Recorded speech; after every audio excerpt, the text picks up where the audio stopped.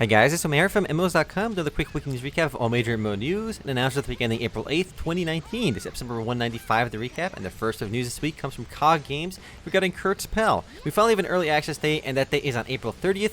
And the game will be open to those in North and South America on that day. Europeans will be able to join in starting in June, and Asian countries later in July. So it looks like a Kurtzpel version available here in English will be available to everyone globally, which is great. And as expected, the game will be free to play, though COG Games will be selling Founders Packs as early access approaches, with the packs containing exclusive costume sets.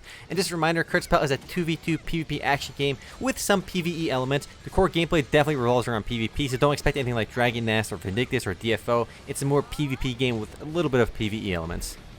Next up, we have some pretty spicy news from Square Enix regarding a new project which is called a Next Generation project. Apparently, this new title finished early development and is now moving towards large-scale development. It's also being worked on by Naoki Yoshida, the director of Final Fantasy XIV. While there's no word on exactly what this project is, some have speculated that it's going to be an MMO, because last year, Final Fantasy XIV asked their player base in a survey what they wanted to see in the next Final Fantasy MMO. So it's possible this new game is that next Final Fantasy MMO. The new project is also being worked on by Square Enix's third development headquarters, which is a division working on Final Fantasy XIV. Others have said it's going to be a new Marvel game, as Square Enix announced a partnership with Marvel in the past. My hot take, I don't think it's going to be a PC MMO, because Square Enix has said in the past that they don't want to make another FFMO just to compete with Final Fantasy XIV. So I think it's going to be a full-blown Final Fantasy mobile MMO. But that's just my guess. We'll likely learn more at E3 2019 in June. Hopefully, we'll get an announcement then. Up next, some pretty big news for Dungeons & Dragons Online. The game's upcoming Sharn expansion is titled Masterminds of Sharn, and it'll be launching on April 30th, 2019, with pre-sales available right now. Unfortunately, they didn't release any cool trailers for Sharn just yet, but we do have this Sharn artwork time-lapse video in the background, which you're seeing. Sharn is a major expansion that includes 16 new dungeons, a new raid, a new playable race, the Tiefling, the City of Sharn, new monsters, story content, a new guest dungeon master system, and much more. The base version of the game costs $39.99, Collector's Edition is $80, and the Ultimate Bundle is $130. While DDO itself is free to play, the latest expansions do cost money. Moving right along, Guild Wars 2 just revealed their next chapter, which is titled Eternal War. Unfortunately, the reveal basically told us nothing about Eternal War besides the title, as we don't know when it's coming out or anything else included in the first episode. Still, at least we know they're working on it. Anyone who owns the Path of Fire expansion should get the Eternal War updates for free, as it's been with previous updates for Guild Wars 2. Next up, Star Trek Online released a short development roadmap for the next 4 months, showing off what's on the horizon for the sci-fi MMORPG. It looks like the biggest update on the horizon is the May update, which is labeled a major update, and has starships leveling alongside players. We don't know exactly what's on the platter for the May update, but it is labeled a major update. We'll learn more probably soon. June will be featuring new limited events, and July will have the Asian LOL Hunt Festival. Star Trek Online still remains fairly popular and averages 1,300 or so players on Steam alone, which is definitely not too shabby. And speaking of roadmaps, Dauntless, the Monster Hunter-inspired free-to-play PC game, released their own interactive roadmap this week, showing players what the team is working on. Quests, zones, and gear updates are all getting major overhauls, while the Switch launch is still on track for the summer. If you're looking for a good co-op PvP game to try, Dauntless is definitely worth trying. It's free-to-play, and it's been super popular since launch, as it has over 3 million players currently. And it's actually on its way to the Epic Games Store, where previously it was only available in the game's own launcher, so now you'll be able to play on the Epic Games Store real soon. Interestingly, they've been working directly with Epic Games, so I suspect it's going to be an Epic Games Store exclusive, so it probably won't be available on Steam.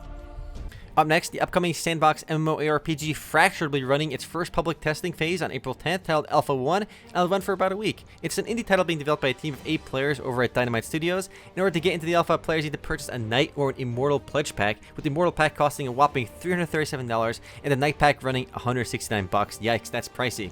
For an indie game, though, it's still a nice accomplishment to see them with some kind of public testing. There's no NDA either, so we'll see from other players at least what kind of progress Fractured has made. I've seen the trailers, and the concept is cool, but it does seem a bit too ambitious, but hopefully they get something done. Next up, we have a small update for Star Wars The Old Republic. The game is launching update 5.10.3, the Dantooine Incursion, later this month, which will introduce a new limited-time event on Dantooine. It'll be joining the rotation of other recurring events in the game, such as Rakghoul's Resurgence and Relics of the Degree. Unfortunately, this isn't a big update, but I do feel like we're due for a big Star Wars The Old Republic update in the near future, so we'll wait for that. Up next, while the biggest thing happening in Albion Online is the game's free-to-play launch on April 10th, the game launched the Oberon Part 2 patch this week, which introduced the Outlands portals to each of the royal cities. Oberon Part 2 also changes the way players respawn and the ability to move guild islands. There's also a bunch of other smaller changes included in Oberon Part 2, but I'm most excited to see how the game does when it goes free to play on April 10th. I actually had a lot of fun playing Albion and strongly recommend those who haven't tried it to at least give it a whirl once it's free to play. It's definitely different from other MMOs and feels more like old school RuneScape and Ultima Online, although oddly it feels a bit weaker in terms of content in the game compared to both RuneScape and Ultima Online, but still it's worth trying because it is different. Next up, Blade & Soul is launching its Legends Reborn event on April 10th until May 8th, and the event includes new event dungeons for players to test their stamina and skills. While events aren't usually worth mentioning in these recaps, I do like when a game does a big event like event dungeons. The patch also includes the highly awaited skill balance changes. They've also lowered the difficulty on dungeons and raids, new reward selection chests, and more. Again, this is all starting on April 10th. And moving right along, the Cryomancer by Winchester makes her debut in Closers on April 23rd. She'll be the newest playable character in the anime action RPG, and players will be able to create and reserve their names starting on April 9th for the new character. As always, with the launch of a new character in Closers, the game will be hosting a bunch of in-game events and other goodies to celebrate the occasion. Unfortunately, they didn't release any kind of gameplay trailer for Bai just yet, so what you're seeing in the background is Tina's gameplay video in the background. And just a reminder, Closers is an instance dungeon persistent hub style game similar to DFO, Dragon Nest, and any game like that.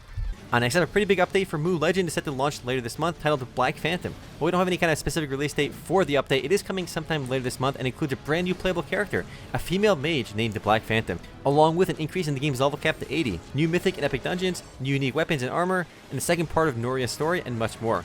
While Mu Legend hasn't had close to the same level of success as the original Mu Online, this is still a big update, and anyone who enjoyed the game in the past should definitely come back and give it a try. Like always, anytime they increase the game's level cap, you know it's a big update.